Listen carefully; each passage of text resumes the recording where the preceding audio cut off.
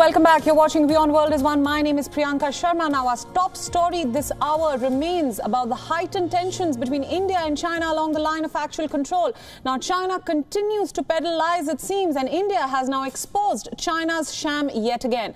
While China claimed earlier that India had fired warning shots along the LAC, the Indian army has now denied all these reports and has called out China's lies.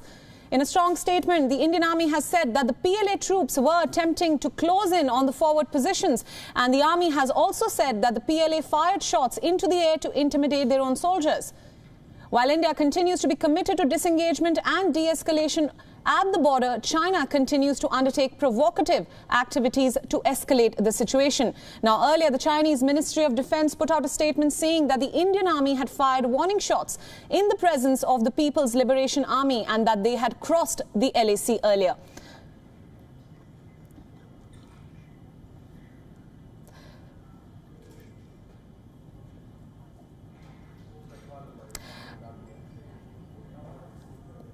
Now, for more analysis and updates on this developing situation, we are being joined by Harsh V. Pant, who is the head of the Observer Research Foundation Strategic Studies Program.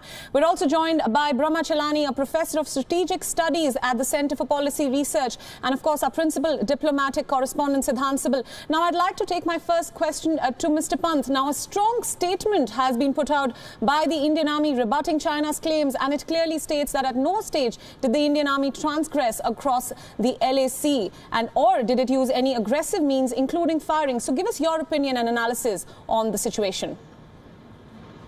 Well, Priyanka, I think, it underscores the underlying volatility along the LAC, both because the Chinese are now intent on provoking a crisis, right, and also the fact that India is intent on responding to the Chinese challenge in a very proactive manner, which makes the LAC very, very volatile, and I think which also makes this a battle of narratives. Right. So China is trying to shape the narrative by laying the blame on India. Repeatedly, China has made it very clear that it takes no responsibility for its behavior along the LAC, and India will have to accordingly respond to this challenge, which I think India has been doing relatively creditably over the last few days. And what we have also seen is that the Indian Army is now well positioned to defend and also to take the battle to the enemy, if you will. And I think that is going to change the calculus on both sides and has already changed the calculus on both sides. So as we move along, we will see this volatility not coming down, because both sides are not going to budge from their respective positions, and we have to be prepared for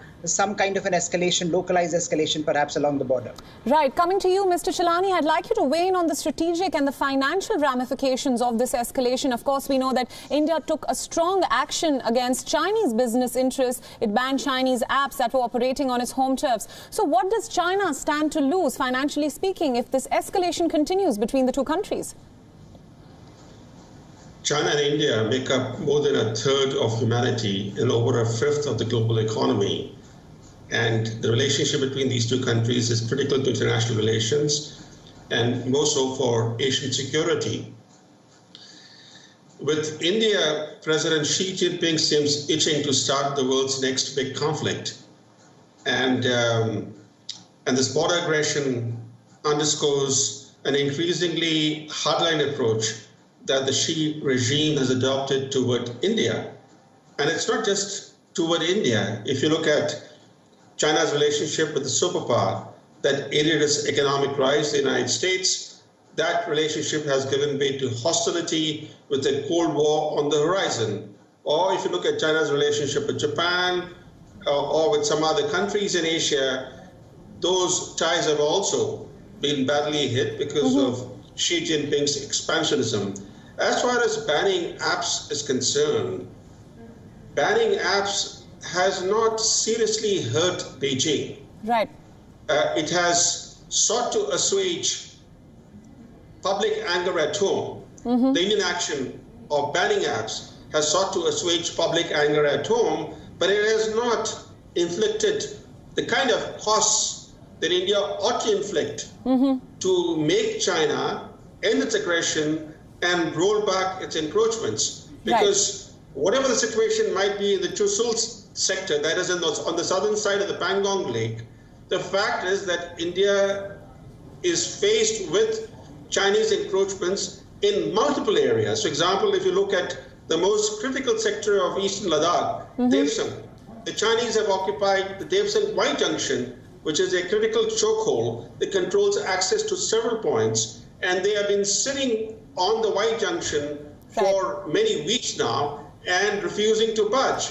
Similarly, in the Galwan Valley, they have not fully gone back to the pre-April positions. In the Gogra Hot Springs area too, the Chinese encroachments still remain. Right. And of course, in the Pangong Lake northern side, they've occupied a big chunk of that lake area, including the surrounding mountain heights.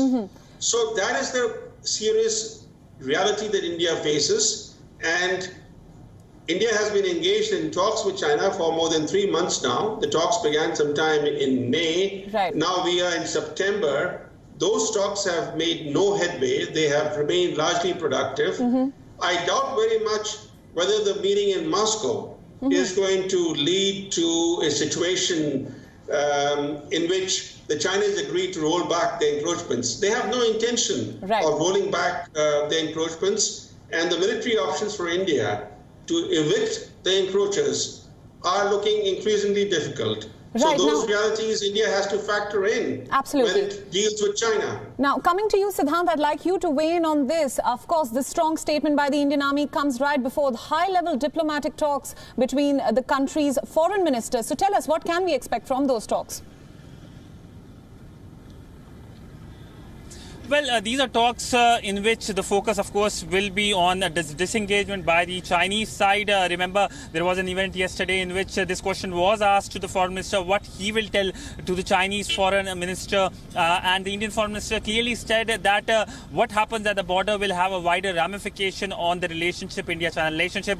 And we have already seen that since the Galwan incident, number of actions have been taken by India, including banning number of apps. Approximately 224 Chinese apps currently stand banned in India, including TikTok and PUBG. We also know investment, Chinese investment will face a greater scrutiny. So by and large, crucial talks which will happen, but will the Chinese change is something that is still to be decided, given the fact that how the Chinese are willing to take risks or perhaps indulge in provocative actions just on the eve of conversation. Because remember, the foreign minister, the Indian foreign minister, has left for Moscow today, and the incident happened yesterday. So situation remains precarious, cautious and serious, as the foreign minister himself has described. But by and large, the Chinese perhaps using the COVID crisis as an opportunity to not only be aggressive with India, but other of its neighbors, Japan, Taiwan, Australia. Is a whole host of lists.